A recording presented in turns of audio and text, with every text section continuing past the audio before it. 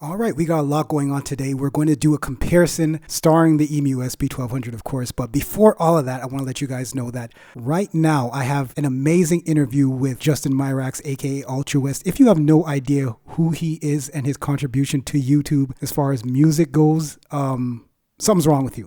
I highly recommend you subscribe to his channel. We have a fire interview on the Samplers podcast. And also, I haven't formally announced it as yet, but the Ensoniq ASR10 Beginner's Manual that I've been working on for quite a bit is available now. All this stuff that I'm talking about is available at thedaydreamsound.com. All information in the description box below. But anyway, we're here with the SP1200, and my goal is to try to get the ASR10 to sound just like this. I've done examples in the past where I've matched it with a machine, but I never pitched down. So this time we're going to pitch all the way down with a sample and try to emulate that on the ASR10. It's going to be pretty tricky because the ASR10 is such a great sampler. It's good at what it does. It replicates high quality 16-bit audio as best can. The SP12 does not do so much of a good job. It compresses, it crunches, it leaves out important information to really replicate a sample well. And because it does that, it's amazing. That's why we love it. Anyway, so here's the sample sped up. And I flew these samples in from the Octatrack, which I'll show you just over here. All right, so Octatrack and original sample. All right, so let's move over to the ASR10. So we're over here at the 10, and I've done three things. I've sampled this 3 times for the most part. Once is 30 kilohertz. The second is 44.1 kilohertz. And then I've resampled the 44.1 kilohertz at 26 kilohertz, which is almost bang on to the sampling rate of the SP. All right, so now let's just pitch them down both and see how close we can get. All right, let's start pitching down. So fast.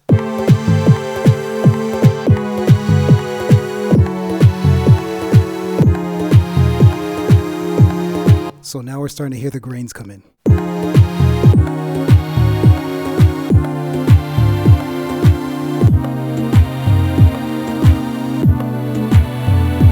Really hearing them now?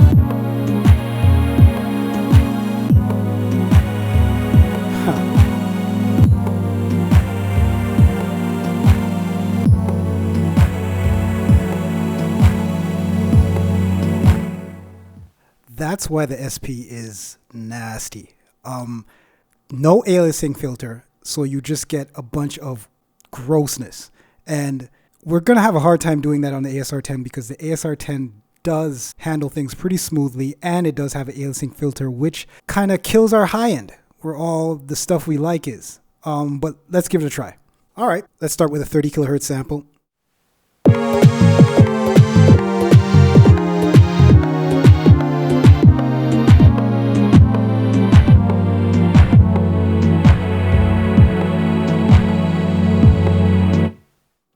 Some kind of degradation. Obviously, we're stepping down in pitch, so things are getting slowed down. The sample rates are getting stretched a bit, but yeah. Anyhow, so I'm just going to jump right down to the last note here, which is on 44.1.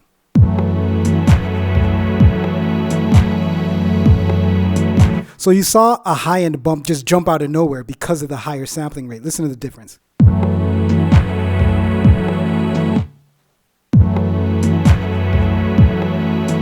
And that's just the difference between 30 and 44.1 kilohertz. So now let's check out 26.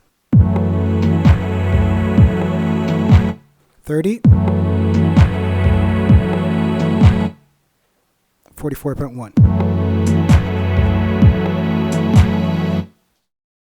Yeah. You want to hear them side by side with the SP?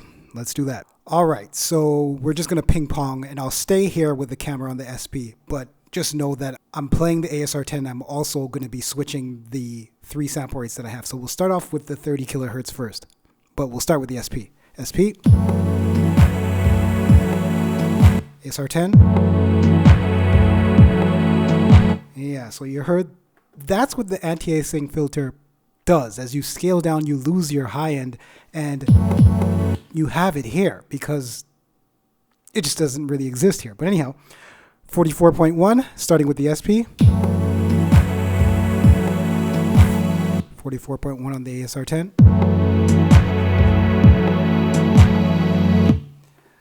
Okay, 26 on the ASR10.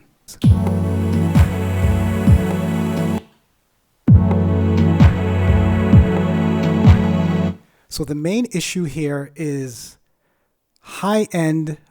You're hearing a good amount of breakup with the ASR10, so the sampling rate conversion did kind of work, but it's really lackluster. So what can we do to get the ASR10 in line with this? Simple things.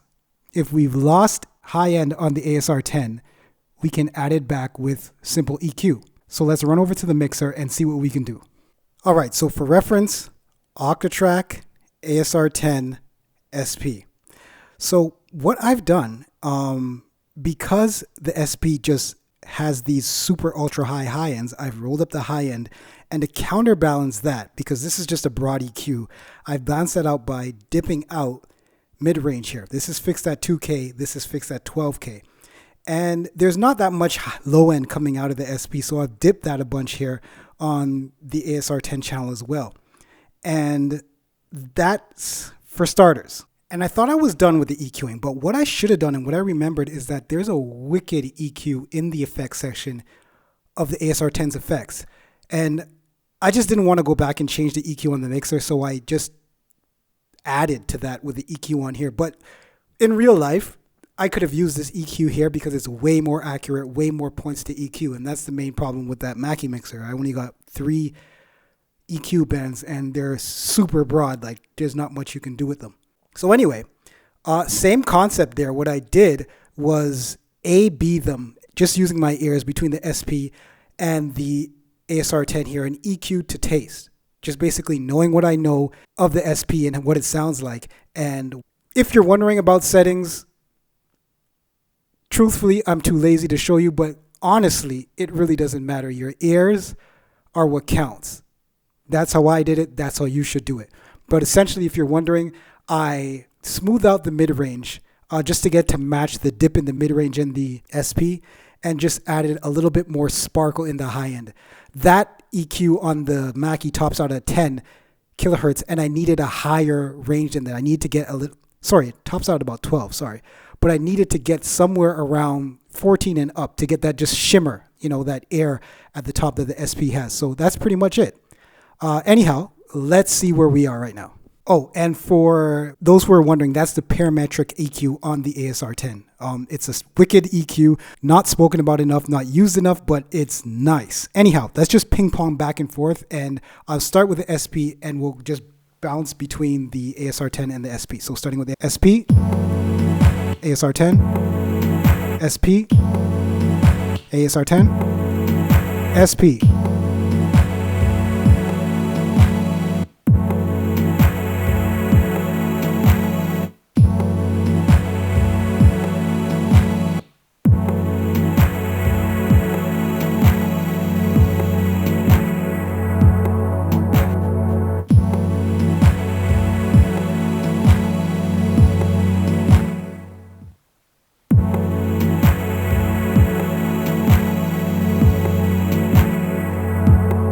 So that last one was the ASR10. So kind of close.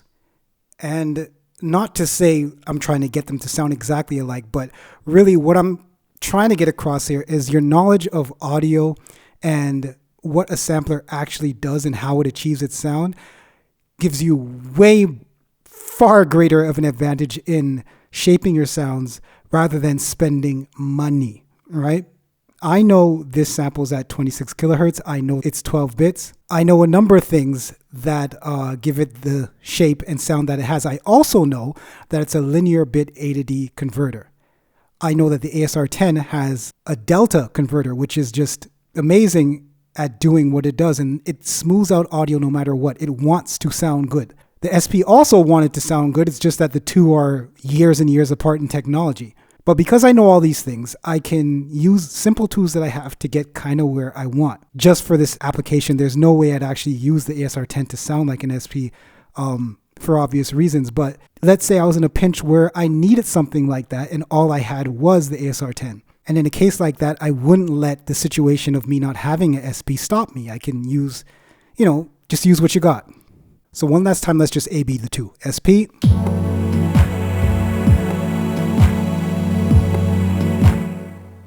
ASR 10.